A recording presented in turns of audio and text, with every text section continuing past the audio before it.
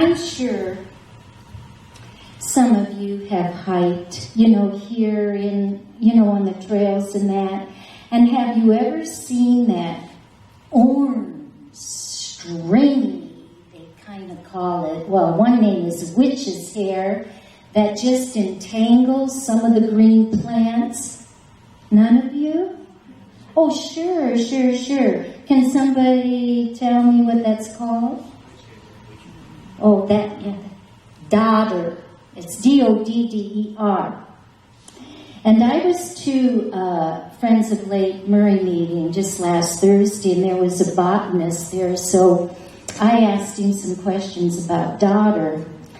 And I already knew this. Dodder is a parasite, and it doesn't make its own chlorophyll. And these long, tiny, root-like structures, they attach themselves to a green plant, and then they dig into it and suck all the moisture and nutrients out of the plant. And then I asked him, well, what happens to the poor plant? And, well, the plant doesn't die. What the Dodder does after sucks everything out of the one plant, these tiny, roots just reach over to a nearby, another green plant. And since the plant still has its root system, it revives them. And he says, well, that's natural. And I thought, well, okay, that's natural, but this is just a little bit of it that the ranger got. But, these structures are just a bright orange, and they just surround a plant. And there's different names for it. The most popular one is witch's hair, but you can call it angel's hair, devil's guts. I kind of like that one. But then he told me, well, actually, I call it the vampire vine. Just sucks that stuff out of that plant. He said, I took some notes, there was another name called the love vine. I don't see anything lovey about that at all. But anyway, in the South, the women were told to, pull some of that parasite off and call out the name of the man that, makes her heart flutter. And then she throws it onto another green plant. And if that parasite takes hold, the feelings are mutual. Now, I don't think that's romantic. I'd rather go gather wild strawberries. Oh, and another thing, too, he said.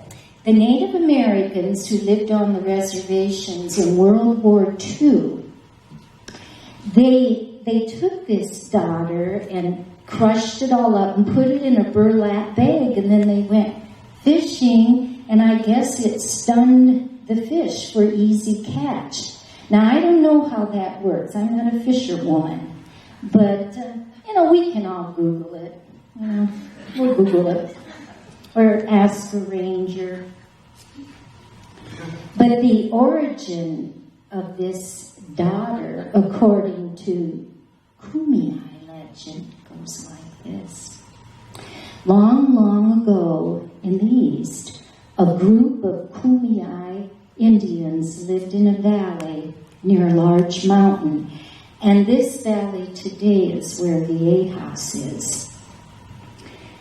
Viejas is Spanish for what? And what does it mean? Say, old woman. Yeah, old woman. I don't know why they call it old woman. What about an old man called an old woman? But anyway, enemies were attacking the Kumeyaay for their land. And when this happens, the Kumeyaay Indians hide their children and the elderly people in a secluded valley. Well, the Quaipai, who is the leader, he chose a young woman warrior to stay behind and protect these children and the elderly. and this was a great honor. But she didn't take her job responsibility seriously, and she fell fast asleep. Well, the enemy infiltrated, and they killed some of the elders. As you know, they could not run away as fast as the children. And the medicine man, the Kusei, and the Kwaipai, the leader, they came back and told their people what happened, and of course everyone was very angry. So the medicine man cursed the young woman. She started to transform into this kwai, this orange, hairy woman, monster. And she was so ashamed that she ran off in the bushes and hid. And she's still there today. They say you will never see the kwai, but you will know she was there because she leaves her orange, stringy hair.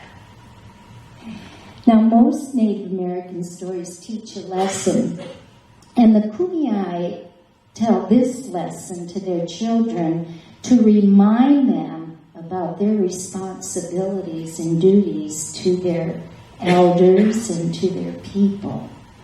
And that's the story that Dodder